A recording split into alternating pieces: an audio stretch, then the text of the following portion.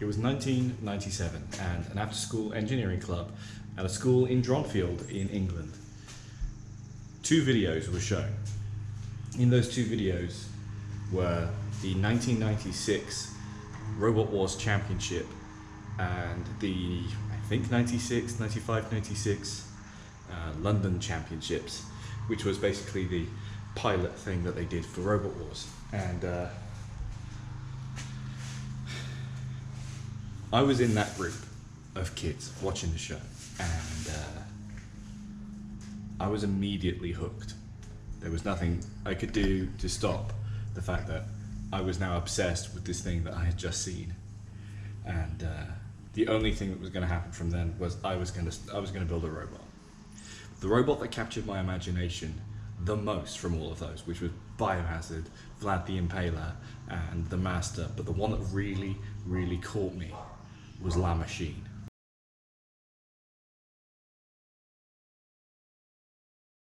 I have been obsessed with MOWchine for quite some time, and now I know that as a design it's very much very much not applicable to today's robot combat. However, it still sits very, very dear to my heart, and that is why in this video I'm gonna make one. Okay, so this is a £30 version of MOWchine. It's made entirely of just a cold rolled steel laser cut by Oshcut, who I highly recommend. So it's just a bog standard kind of featherweight. 2 drive motors, and the ones I'm using are the DeWatts, cheers Charles, and 1 battery, 6 cell, driven off a Rage Bridge because cheers Charles. Gonna have dually 4-inch wheels inside her, and yeah. So I'm gonna do something that's a little different from the original, so bear with. So it's gonna look a bit like MOWchine. Proportionally it's a little off, however it's still got the triple angle front wedge, the flat top, the angled back and the flat back end, 2 flat sides. No weapon, no self-righter, just using brute force and ignorance. So hopefully it works out. Guess we'll see, right? So what I'm doing slightly differently is you probably can see these slots here. This back panel here lines up with these slots here. So there's also 2 slots on the front. So the whole inside of the robot is going to be hinged. So there's going to be a sliding slot on the back and an actual pivot on the front. So you take out the bolts and pivot and you can bring the whole robot out, whole inside of the robot out. But it's so that the body can sit flush to the floor with the wheels still touching the floor, and you can raise the back end and the wheels don't come off the floor. And basically it's a way of keeping the actual front edge completely flush to the floor in theory. So the plan is to turn these disconnected plates of steel into a combat robot. £30, sportsman obviously. It's not really a full combat kind of thing. It could be, I just didn't have the money for AR500 or weight. It's kind of heavy. But the plan is that by the end of play, and I will have a fully finished Llama clone. That's not going to be his name. That'd suck as a name, wouldn't it? That'd be fucking terrible as a name.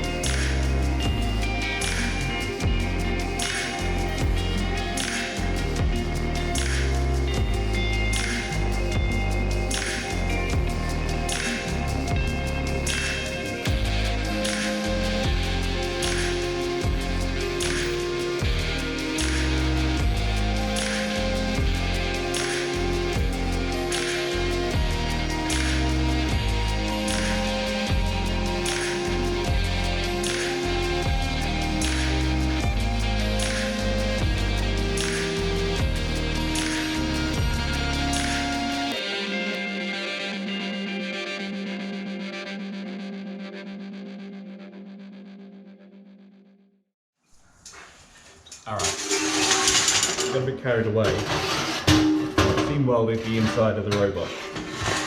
So, that means that I really should be welding the outside of it as well.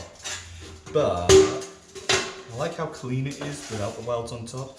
And if you imagine when I've cleaned off all of these rough edges and stuff and taken down some of the additional welds that I've put on the outside, this is going to look super sleek and clean. And that's the point in reality. So I'm going to do something brave. I'm not going to weld it on both sides. I'm only going to weld it on the inside. Normally I wouldn't do that. On everything I weld both sides, particularly on the heavyweights. But because this is a sportsman kind of a... I don't think it qualifies as a sportsman because it's a wedge. So it's a fun bot rather than a competitive robot, so I can probably get away with it. But if it breaks, it gives me a chance to see about to weld it. But otherwise, structurally, the outside is done, the inside is done. It's opening up some holes, putting some bolts in, finding the bolts to go into the pivot, and then wiring it. So first, let's clean it up.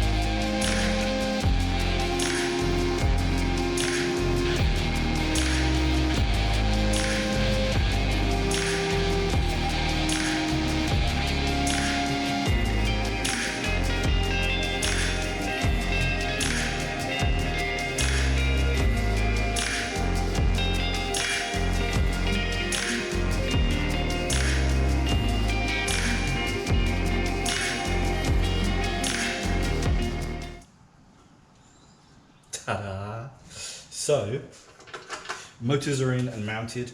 Ignore the fact there isn't any in here. The bolts I've got are too long. I'll have to get some more.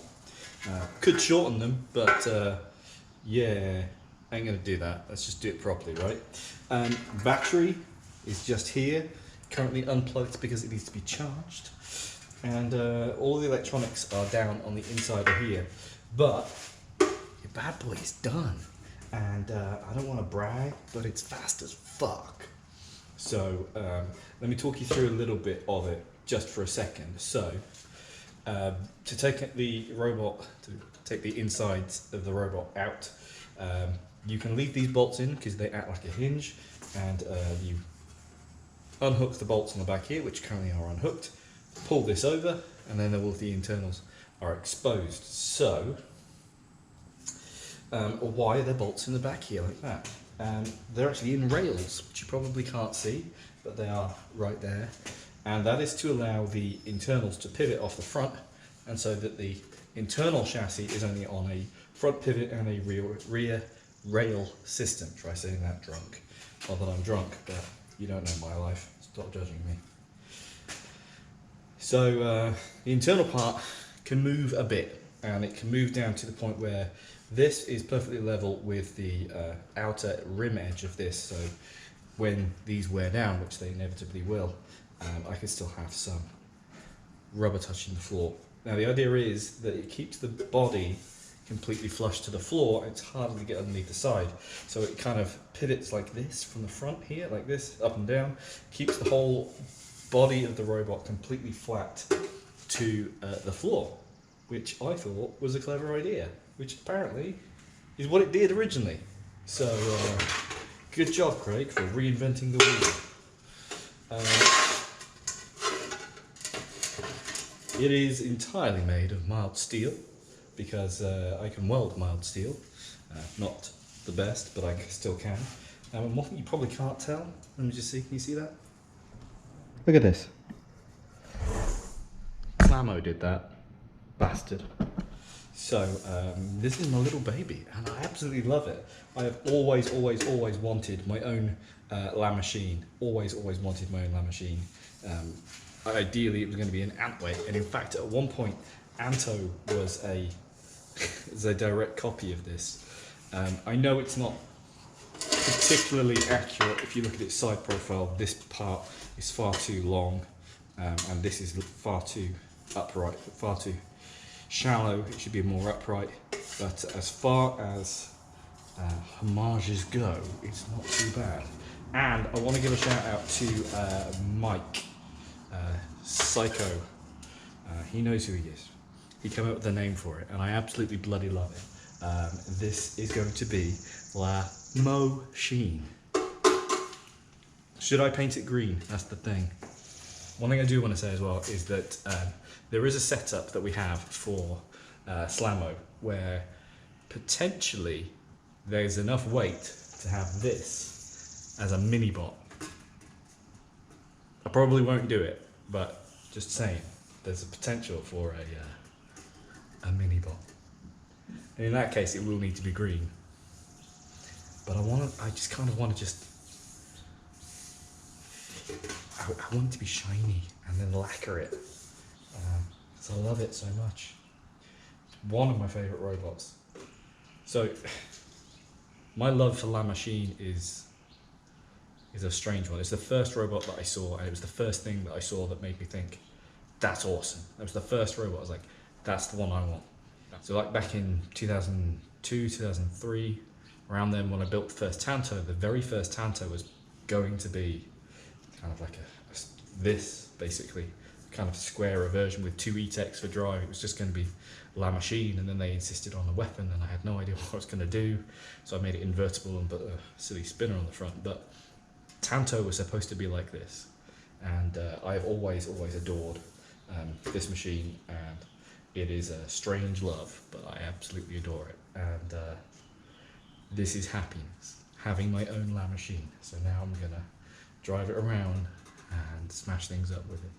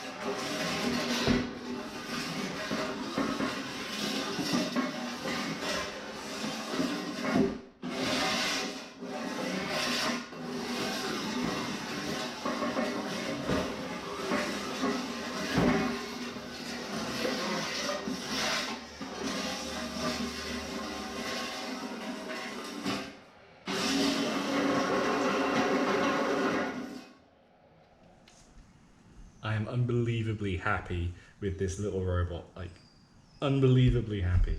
This is going to keep me occupied for a little while. So yeah, I want to give a huge thank you out to Greg and Trey, not only for not objecting when I said to Greg that I was going to build a little clone of MOWchine, but for building it in the first place, and you know, subsequently BattleBots and stuff like that.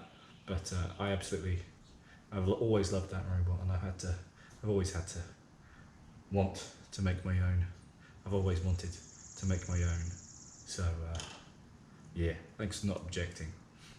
Big thanks to Oshcut for doing the laser cutting on this dinky little MOWchine. Their work has become absolutely integral to everything I'm doing right now. So yeah, big thanks to them. So yeah, maybe I'll do a serious version of it at some point with brushless motors, but for now I'm just happy with it. So onwards and upwards, yeah.